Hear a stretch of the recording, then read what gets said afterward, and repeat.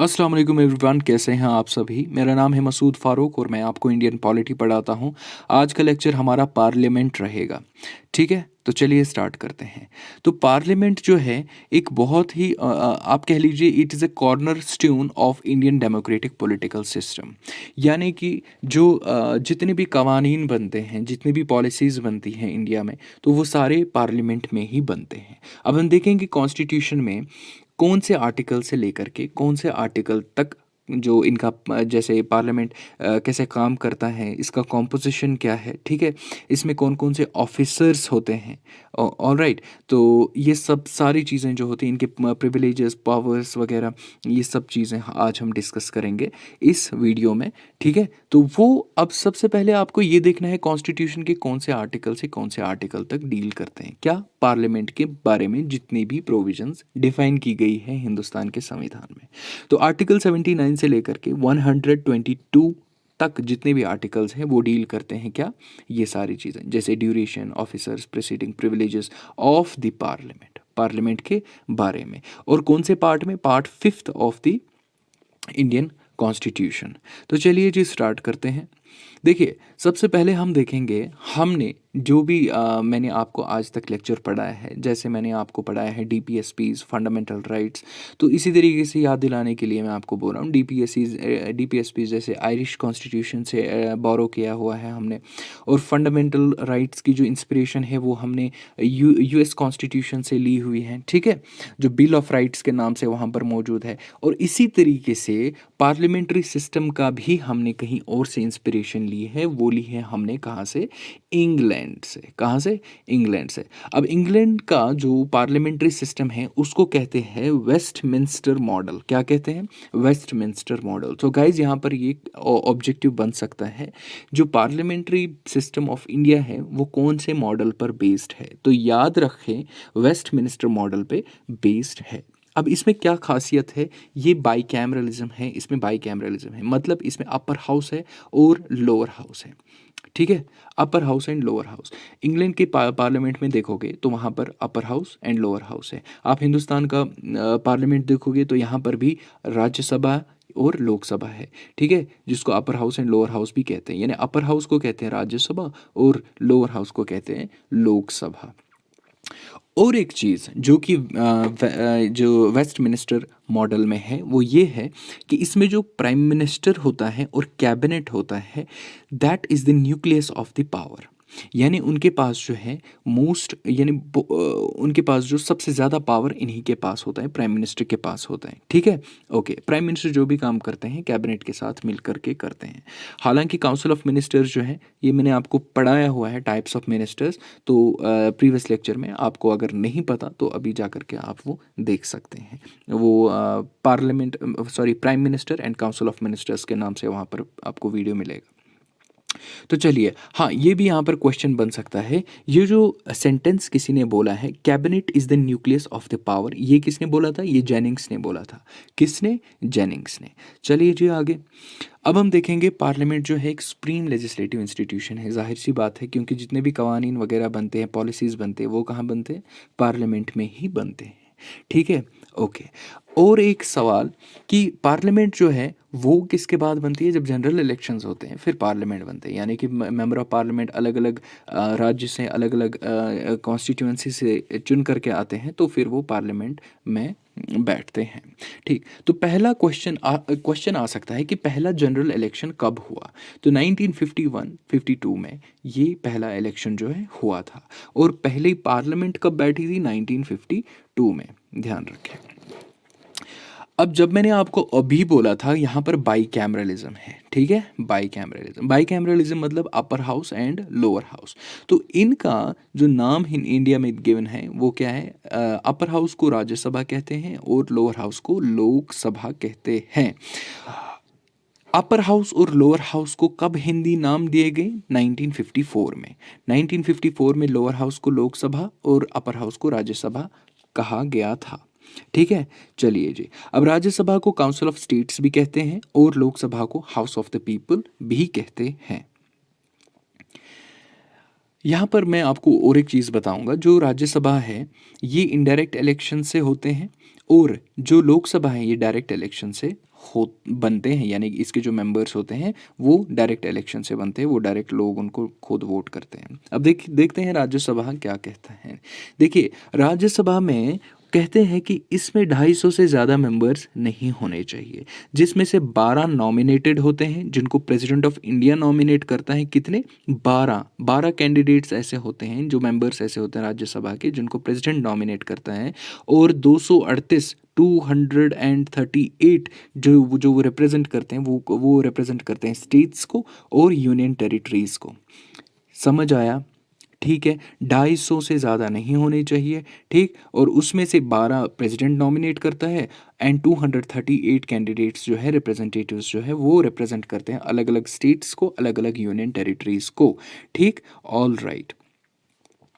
तो अब हम यहाँ पर देखेंगे कि इनका जो है किस तरीके से इनको मेंबरशिप मिलती है राज्यसभा में। उनको प्रॉपर एक प्रोपोर्शनेट रिप्रेजेंटेशन मिलती है, मतलब किस तरीके से जितनी उस स्टेट में पॉपुलेशन होगी उसी तरीके से उनको मेंबर ऑफ राज्यसभा भी दिए जाएंगे। मतलब कि फॉर एग्जांपल जम्मू कश्मीर के 4 है ना, तो इसी तरीके से फॉर एग्जांपल किसी और स्टेट के 2 हैं, किसी और स्टेट के 5 हैं, तो उनको वो उनकी पॉपुलेशन के हिसाब से ही उनको रिप्रेजेंटेशन मिलती है राज्यसभा में। ठीक है, तो यहाँ पर मैंने हाईलाइट करके रखा हुआ है, the distribution of the seats is given under the 4th schedule of the constitution. देखिए, यहाँ पर जो सीट्स की बात करते हैं ना, कि कौन से स्टेट को आप कितनी सीट्स दोगे, तो ये सारा डिस्कशन कौन से है, 4th schedule of the Indian constitution में डिफाइन किया गया है। अगेन यहाँ पर एक क्लियर कट MCQ बन सकता है, पॉसिबिलिटी है कि distribution of seats is given under the which, मतलब under which schedule of the Indian constitution. तो वहाँ पर आपको ऑप्शंस दिए गए होंगे, आपको 4th शेड्यूल टिक करना है। All right. अभी अगर हम बात करेंगे प्रेजेंटली जो एक्चुअल स्ट्रेंथ ऑफ राज्यसभा है, तो वो 245 है। ठीक है, 245 है, जिसमें से 233 233 जो है, जो इलेक्टेड मेंबर्स होते हैं, और 12 के 12 जो थे पहले वो नॉमिनेट किए जाते हैं। ये आपको याद रखना है। ठीक है, ऑल राइट। तो अभी कितने हैं? 245, जिनमें से 233 ही इलेक्टेड हैं, बाकी नॉमिनेटेड हैं। अब इन राज्यसभाओं में 28 स्टेट्स है, उन अलग अलग 28 स्टेट्स से अलग अलग रिप्रेजेंटेटिव्स आते हैं, जिनमें से सिर्फ, अब हमारे कंट्री में 8 यूनियन टेरिटरीज हैं, उन 8 में से सिर्फ 3 को ही रिप्रेजेंटेशन मिलती है राज्यसभा में, जिसका सबसे पहले दिल्ली, दूसरा जम्मू एंड कश्मीर और तीसरा पुडुचेरी। यही 3 यूनियन टेरिटरीज ऐसी है जो राज्यसभा में पार्टिसिपेट कर सकती है। देखो कितनी इंपॉर्टेंट बात है ना? ठीक है, तो एक्चुअली मैं लाता ही हूँ बहुत, मतलब जो जो नहीं चाहिए आपको वो मैं बिल्कुल ही पहले ही स्किप कर देता हूँ, और जो मैंने लाया हूँ वो आप स्किप नहीं कर सकते हो किसी भी तरीके से।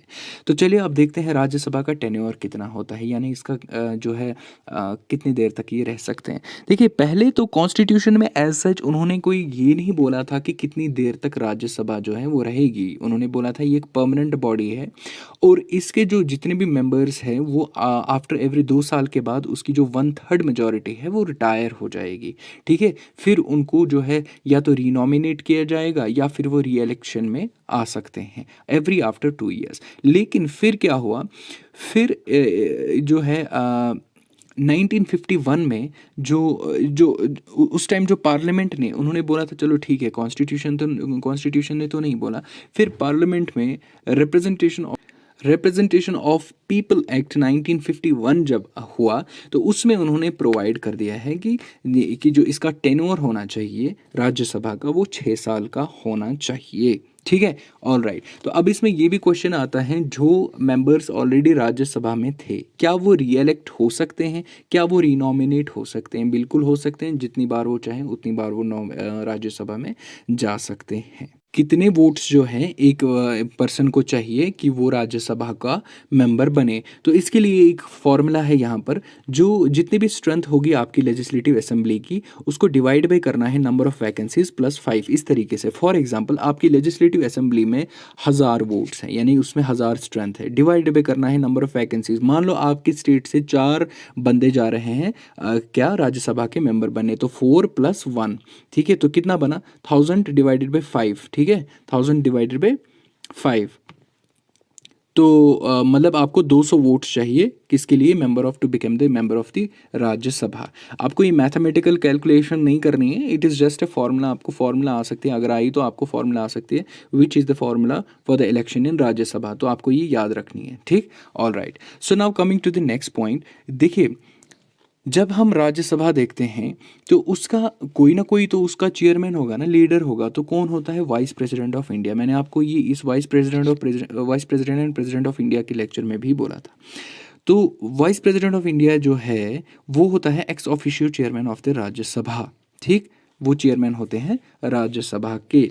और किसी भी तरीके से अपना जो मतलब ऑफिस नहीं आते हैं, कौन, वाइस प्रेसिडेंट ऑफ इंडिया, चाहे वो इलनेस हो या कोई भी रीज़न हो, वो अपना जो है कार्य नहीं करते हैं, तो उस टाइम जो है, उस टाइम डिप्यूटी चेयरमैन जो है उनका पद संभालते हैं, ठीक है।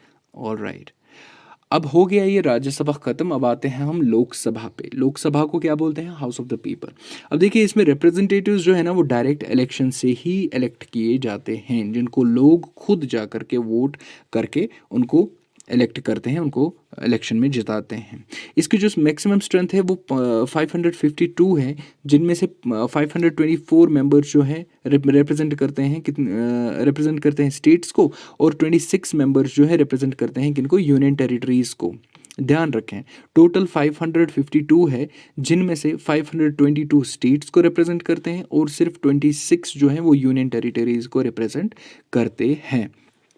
और कुछ वैकेंसीज हुआ करती थी जो है लोकसभा में, किन के लिए, एंग्लो इंडियंस के लिए, जो कि ख़त्म कर दी गई है, उसको कैंसिल कर दिया गया है। कब, 2020 में, जब 104 अमेंडमेंट एक्ट हुआ है, 104 कॉन्स्टिट्यूशनल अमेंडमेंट एक्ट, उसमें एंग्लो इंडियंस के लिए जो वैकेंट रिजर्व्ड सीट्स थी उनको ख़त्म कर दिया गया है। अभी बचे कितने, 524 + 26, ठीक है। ऑल राइट, टेन्योर हम सबको पता ही है, कितनी देर तक जो है इनकी सरकार चलती है लोकसभा में, 5 साल के लिए इनकी सरकार चलती है, ठीक है। ऑल राइट, तो इसके इसके बारे में एक इम्पॉर्टेंट चीज़ है। जब 42nd कॉन्स्टिट्यूशनल अमेंडमेंट एक्ट हुआ था 1976 में, उस वक्त उन्होंने जो टर्म ऑफ द लोकसभा, यानी कि जो ड्यूरेशन इनकी जो हुकूमत का ड्यूरेशन है, ठीक है, उसको उन्होंने एक्सटेंड किया था अप टू 6 ईयर्स, ठीक है, 6 साल के लिए। 42nd अमेंडमेंट एक्ट में उन्होंने एक्सटेंड किया था। लेकिन जब 44th कॉन्स्टिट्यूशनल अमेंडमेंट एक्ट आया 1978 में, उन्होंने ये फिर से 5 साल तक लाया है, ठीक। ऑल राइट, हाँ, इस चीज़ को आप जो है एक्सटेंड कर सकते हो 1 साल तक। अगर कि कंट्री में इमरजेंसी लगती है तो उस वक्त आप इसको एक्सटेंड कर सकते हो, ठीक है। चलिए जी, अब इलेक्शन कैसा होता है लोकसभा का। देखिए, हर एक स्टेट को डिवाइड कर दिया गया है अलग अलग कॉन्स्टिट्यूएंसीज में, ठीक है। आप देखते हो ना, इवन एक एक डिस्ट्रिक्ट की कई सारी कॉन्स्टिट्यूएंसीज हो सकती है, ठीक। इसी तरीके से ये यही बोलता है कि जो लोकसभा का इलेक्शन होता है उसको अलग अलग कॉन्स्टिट्यूएंसीज में उसको एक डिवाइड किया जाता है, फिर वहाँ से अलग अलग नुमाइंदे चुन करके आते हैं, वही बनाते हैं फिर लोकसभा। ये क्यों हम करते हैं, ये करते हैं सो दैट कि ये इंश्योर हो जाए कि यूनिफॉर्मिटी ऑफ द रिप्रेजेंटेशन हो जाएगी, किन में, स्टेट्स में और कॉन्स्टिट्यूएंसीज में, इसीलिए इसको डिवाइड किया जाता है। ऑल राइट, अब मैंने यहाँ पर आपको बोला था कॉन्स्टिट्यूएंसीज, ठीक है, कॉन्स्टिट्यूएंसीज। अब यहाँ पर बात आ गई है एलोकेशन ऑफ सीट्स। ये कौन कर सकता है, ये पार्लियामेंट ही कर सकता है। 42nd अमेंडमेंट एक्ट 1976 जब हुआ था, उन्होंने फ्रीज किया था किसको, उन्होंने फ्रीज किया था एलोकेशन ऑफ सीट्स को, यानी कि आप जो है कॉन्स्टिट्यूएंसीज नहीं बढ़ा सकते हो वगैरह वगैरह, ठीक है। इसको, इस चीज़ को फ्रीज कर दिया गया था, ओके। तो उसमें क्या कर दिया गया, वो उसका पीरियड जो है 76 में जब ये कॉन्स्टिट्यूशनल अमेंडमेंट एक्ट हुआ था, उन्होंने बोला था 2000 तक, यानी कि सन 2000 तक आप कोई भी रीएडजस्टमेंट नहीं कर सकते हो कॉन्स्टिट्यूएंसीज में, ठीक है, टेरिटोरियल कॉन्स्टिट्यूएंसीज में। और फिर जब 84th अमेंडमेंट एक्ट 2001 में आया था, उन्होंने इस बैन को एक्सटेंड किया था, कब तक, 2026 तक। यानी उन्होंने बोला 84th कॉन्स्टिट्यूशन अमेंडमेंट एक्ट में ये स्टेट है, इट स्टेट्स दैट, मतलब वहाँ पर जो है रीएडजस्टमेंट आपको बैन, सॉरी, जो बैन ऑफ द रीएडजस्टमेंट है कॉन्स्टिट्यूएंसीज की, उसको एक्सटेंड किया जाता है कब तक, 2026 तक, ठीक है, समझ आ गया? ठीक है। अब यहाँ पर आप सोच रहे होंगे कि जम्मू एंड कश्मीर की डिलिमिटेशन वगैरह, इसमें कॉन्स्टिट्यूएंसीज फिर कैसे होगी? इसमें एक स्पेशल कमेटी बैठती है, तो इसमें जो पार्लियामेंट होता है वो सोवरेन होता है, यानी कि वो ऑटोनॉमस होता है, वो कर सकता है पुराने लॉज को एग्जिस्ट करके वो एक्सेप्शनल लॉज जो है वो बना सकते हैं। चलिए जी, ठीक है। वो एक उसका जो है, इसका एज जो है, मैं आपको उसमें, अगर मैंने आपको Jammu and Kashmir organisation act पढ़ा है तो वहाँ पर आपको मैं ये चीज़ समझाऊंगा। अब हम देखेंगे जो लोकसभा का हेड होता है वो कौन होता है? Speaker of the Lok Sabha. ठीक है, स्पीकर ऑफ द लोकसभा जो है वो हेड होता है लोकसभा का। All right. तो इनके पावर्स एंड फंक्शंस क्या होते हैं ना, देखिए सबसे पहले मैं आपको बता दूं, इनके पास जो है ये सर्टिफाई कर सकते हैं किसी भी बिल को कि ये मनी बिल है। अगर आप इंट्रोड्यूस करते हैं कोई भी, देखिए मनी बिल जो है वो प्रेसिडेंट के रिकमेंडेशन के बगैर तो वो इंट्रोड्यूस हो ही नहीं सकती लोकसभा में।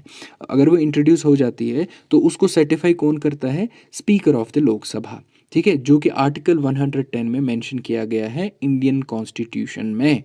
ठीक, वो डिसाइड करता है, यहाँ पर मिसप्रिंट है, sorry, decides whether cut motion, no confidence motion etcetera to be admitted और नॉट।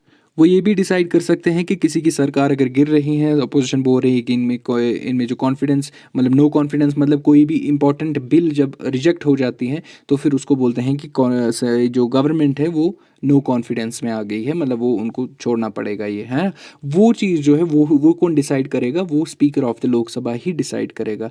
वो उसको एडमिट करता है तो ठीक है, नहीं करता है तो चलने दो जैसे चल रहा है। ठीक, इनके पास ये भी पावर है। और क्या करता है? Disqualification of the member of the parliament, यानी कि लोकसभा का जो मेंबर है उसको डिसक्वालिफिकेशन, यानी कि अगर वो डिसक्वालीफाई होता है या नहीं होता है, वो सारे प्रोविजंस कौन डिसाइड करता है, कौन देखता है? स्पीकर ऑफ द लोकसभा, जो कि 10th schedule of Indian constitution में डिफाइन किया गया है। 10th schedule of Indian constitution बताता है किस तरीके से जो है मेंबर ऑफ पार्लियामेंट डिसक्वालीफाई हो सकता है। यानी कि अगर वो गवर्नमेंट के कोई ऑफिस संभालता है, या किसी भी तरीके से उसने कोई डिफेक्ट क्रिएट किया है पार्टी में, है ना, वो इलेक्ट हुआ है किसी और पार्टी में और फिर वो ज्वाइन कोई और पार्टी करता है, तो इस तरीके से उसकी डिस्क्वालिफिकेशन हो सकती है। ठीक, ओके। तो ये सारा जो है ये 10th schedule of Indian constitution में मेंशन किया गया है। और पार्लियामेंट में बहुत सारी कमिटीज़ बनती है, बहुत सारे मुद्दे होते हैं, तो उनमें अलग अलग कमिटीज़ बनती है। उन कमिटीज़ के चेयरमैन कौन अपॉइंट करता है? इसमें लोकसभा का स्पीकर ही करता है। ठीक है। अब किसी भी तरीके से स्पीकर अपना पद जो है, अपनी कुर्सी नहीं संभालता है, उस वक्त जो है डिप्टी स्पीकर ऑफ लोकसभा उनका काम करता है। अब most important cheese, sessions of the parliament. देखिए सेशंस ऑफ द पार्लियामेंट ये होता है कि मतलब कोई डिस्कशन होती है, कोई बिल पास करनी है, कोई कोई कुछ होता है, तो उनको सेशंस बोलते हैं। तो जब हम कैटेगोरिकली देखते हैं, है ना, जनरली हम देखते हैं 3 टाइप्स के सेशंस होते हैं पार्लियामेंट में। एक है बजट सेशन जो कि फरवरी से मई तक होता है। ठीक है, दूसरा होता है ऑटम और मॉनसून सेशन जो कि जुलाई से सितंबर उसका ड्यूरेशन होता है, और तीसरा होता है विंटर सेशन जो नवंबर और दिसंबर के बीच में होता है। ये जो विंटर सेशन होता है shortest session of the parliament होता है। ठीक, और इसमें जो मोस्ट क्रूशल सेशन होता है वो बजट सेशन ही होता है। अब कॉन्स्टिट्यूशन में ये भी स्टेट किया गया है जो the gap between the 2 sessions should not be greater than 6 months, यानी कि 6 महीने से ज़्यादा इनकी गैप जो है नहीं होनी चाहिए। इन शॉर्ट कॉन्स्टिट्यूशन ये बताना चाहता है कि साल में कम से कम आपको 2 बार तो सेशन करना ही पड़ेगा। चलिए जी, अब बात करते हैं कोरम क्या होता है।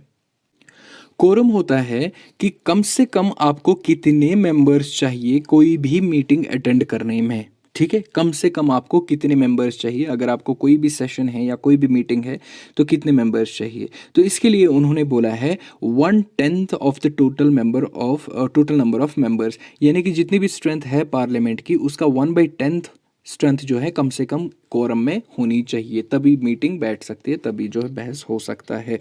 इसको कोरम बोलते हैं। I hope you understand. Parliamentary proceedings जो होता है ना, किस तरीके से जो है पार्लियामेंट में काम शुरू होता है। तो सबसे पहले जब पार्लियामेंट बैठता है तो पहले उनको मिलता है क्वेश्चन आवर, यानी 1 घंटा उनको मिलता है क्वेश्चंस के लिए। वो रेज कर सकते हैं कोई भी क्वेश्चन सरकार के रिलेटेड यानी एडमिनिस्ट्रेशन के रिलेटेड, गवर्नमेंट एक्टिविटी के रिलेटेड किसी भी एस्पेक्ट से वो सवाल पूछ सकते हैं, ठीक है, उसको बोलते हैं क्वेश्चन आवर। अब फिर शॉर्ट ड्यूरेशन डिस्कशन होता है। शॉर्ट ड्यूरेशन डिस्कशन में होता ये है कि एक अपॉर्चुनिटी मिलती है मेंबर को जिसमें वो अर्जेंट मैटर्स जो हैं, अर्जेंट इंपॉर्टेंस वाले मैटर्स जो हैं डिस्कस करें, ठीक है।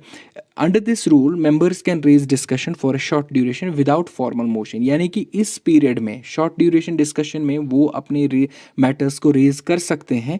इसमें उनको फॉर्मल मोशन की ज़रूरत नहीं होती है। फॉर्मल मोशन एक किस्म का एक प्रपोजल होता है, ठीक, ऑल राइट। अब देखते हैं हम ज़ीरो आवर। ज़ीरो आवर क्या होता है ना, ये भी एक टाइम दिया जाता है, यानी कि एक मेंबर के पास ये अपॉर्चुनिटी होती है कि वो अपने जो डिस्कशंस हैं, जो अपने उसके जो मुद्दे होंगे, वो जो है स्पीकर ऑफ द लोकसभा के सामने रखें। लेकिन ज़ीरो आवर की एक खासियत ये है कि ये एक फॉर्मल वे नहीं है, ये रिकॉग्नाइज नहीं किया गया है पार्लियामेंट प्रोसीजर में। लेकिन अगर कोई एमपी जो है कोई किसी भी तरीके का डिस्कशन करना चाहता है, ज़ीरो आवर में वो 10 बजे से पहले पहले एक नोटिस भेजता है, एक नोटिस प्रोवाइड करता है स्पीकर ऑफ द लोकसभा को, और फिर उस पे जब एसेंट मिलता है स्पीकर ऑफ द लोकसभा का, तो वो उस मामले पर डिस्कशन कर सकता है पार्लियामेंट में, ठीक, ऑल राइट। तो मैंने आपको अभी बोला था मोशन। तो मोशन क्या होता है ना, एक फॉर्मल प्रपोजल होता है, यानी कि एक प्रपोजल होता है जो आप पेश करते हो लोकसभा के स्पीकर को, और उनको ये बोलते हो कि हमारा जो है ये मतलब कोई मसला है, किसी भी तरीके का मसला जो आपको उठाना होगा, मतलब अपने राज्य जहाँ से भी आप मेंबर ऑफ पार्लियामेंट चुन करके आते हो, वहाँ का कोई मसला है, आप डिस्कस करना चाहते हो पार्लियामेंट में, तो उसके लिए आपको मोशन बनानी पड़ती है।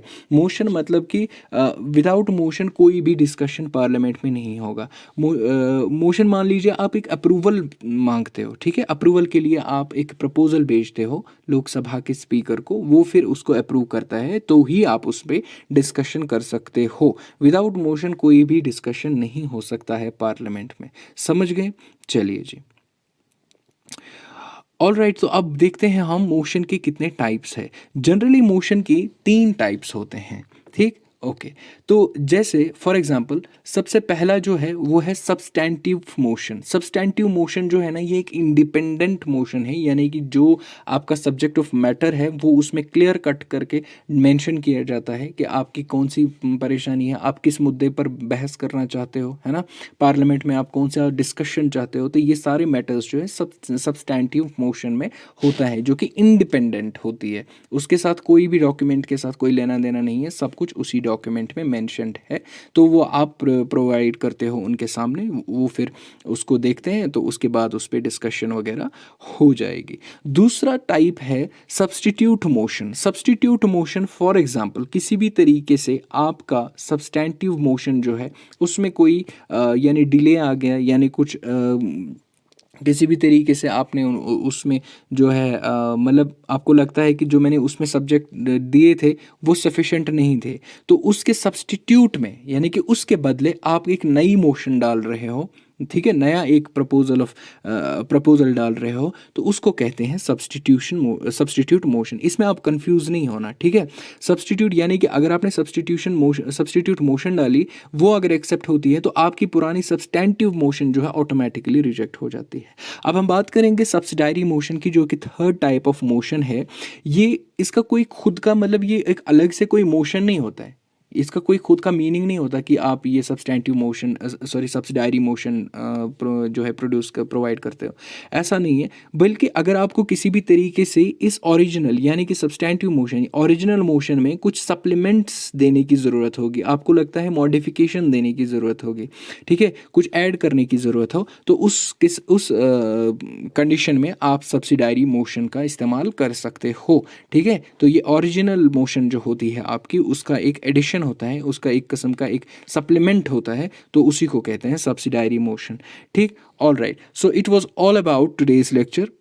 अब हम पढ़ेंगे नेक्स्ट लेक्चर में legislative proceedings of the parliament, और उसी के साथ जो सारे जितने भी कमिटीज़ बनती है पार्लियामेंट में, और types of bills, money bill क्या होता है, फॉर्मल ऑर्डिनरी बिल क्या होता है, वो सब हम नेक्स्ट लेक्चर में पढ़ेंगे, और हमारा पार्लियामेंट ख़त्म हो जाता है, ठीक है। अब मिलते हैं नेक्स्ट लेक्चर में। टिल देन खुदा हाफिज़।